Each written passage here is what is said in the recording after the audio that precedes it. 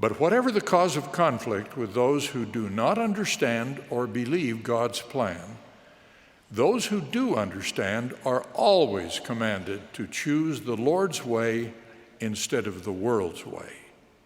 The Family, a proclamation to the world. Its declarations are, of course, visibly different from some current laws, practices, and advocacy of the world in which we live.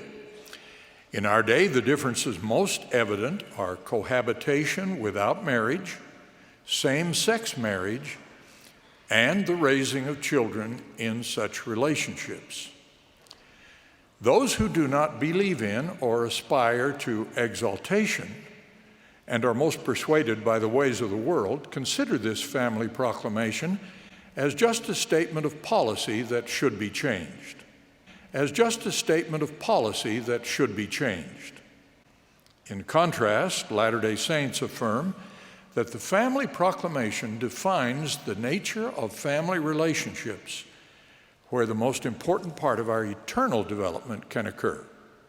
Converted Latter-day Saints believe that the Family Proclamation, issued nearly a quarter century ago and now translated into scores of languages, is the Lord's re-emphasis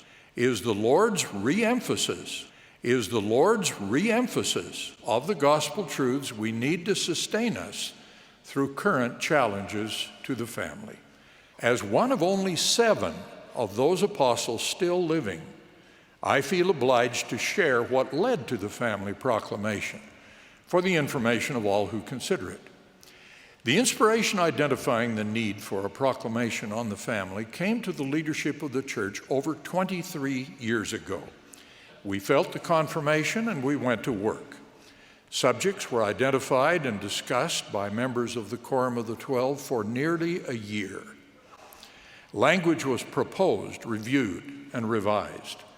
Prayerfully, we continually pleaded with the Lord for His inspiration on what we should say and how we should say it. During this revelatory process, a proposed text was presented to the First Presidency, who oversee and promulgate church teachings and doctrine. After the presidency made further changes, the proclamation on the family was announced by the president of the church, Gordon B. Hinckley. With so much of allurement and enticement to take on the slow stain of the world, we have felt to warn and forewarn." End of quote. I testify that the proclamation on the family is a statement of eternal truth. I testify that the proclamation on the family is a statement of eternal truth, the will of the Lord for His children who seek eternal life. It has been the basis of church teaching and practice for the last 22 years and will continue so for the future. Consider it as such, live by it, and you will be blessed as you press forward toward eternal life. 40 years ago, President Ezra Taft Benson taught that every generation has its tests and its chance to stand and prove itself.